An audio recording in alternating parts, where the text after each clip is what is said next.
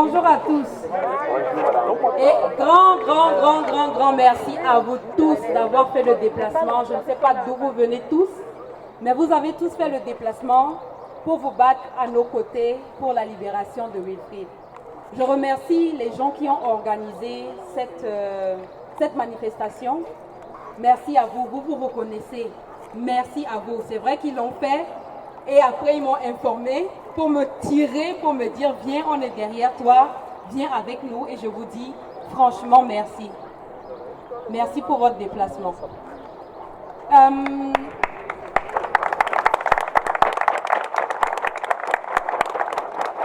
Il est tout à fait normal que je vous fasse un petit rapport de ce qui a été dit là-bas au Haus Vertigesam.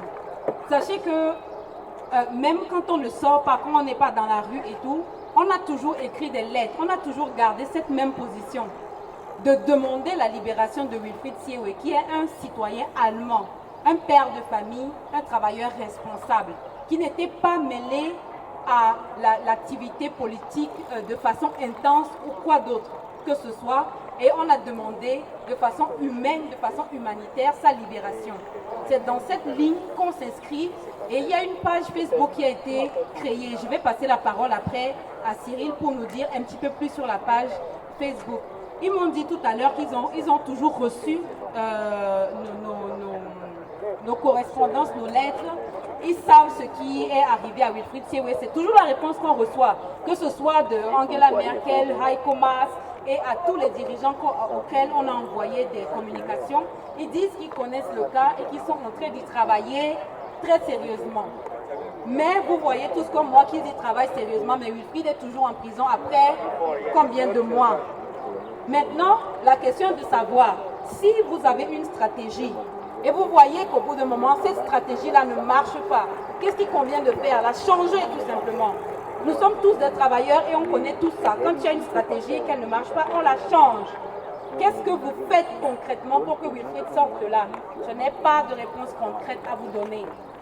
Parce que la diplomatie travaille d'une façon qu'on n'informe pas forcément les gens comme vous et moi. Ils font tout, mais pour moi, celui qui fait tout est celui qui ne fait rien. C'est peut-être dur de l'exprimer ainsi, mais quand tu fais tout et qu'on ne voit rien, on peut partir du principe que tu ne fais rien. C'est pour cela que nous sommes encore là aujourd'hui pour dire qu'au moins une prise de position claire doit se faire. Wilfried est innocent, il n'a rien fait pour rester dans les prisons de Yaoundé comme il l'a été, ou bien comme il l'est toujours. Il ne mérite pas qu'on lui casse la tête. Il ne mérite pas qu'on le juge sans l'avoir entendu. Il est déjà avec le gouvernement camerounais sur place dans les geôles de Yaoundé.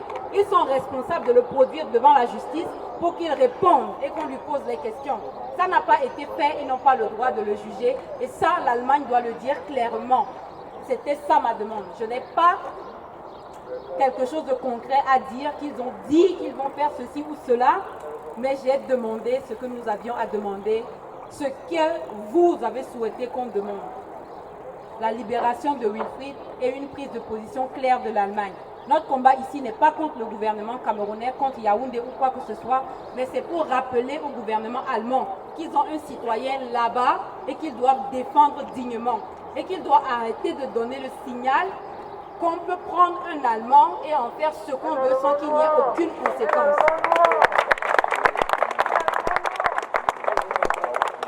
Voilà pour ma part. Je vous dis encore merci pour votre soutien. Merci du fond du cœur. Toute la famille et moi, nous vous disons merci.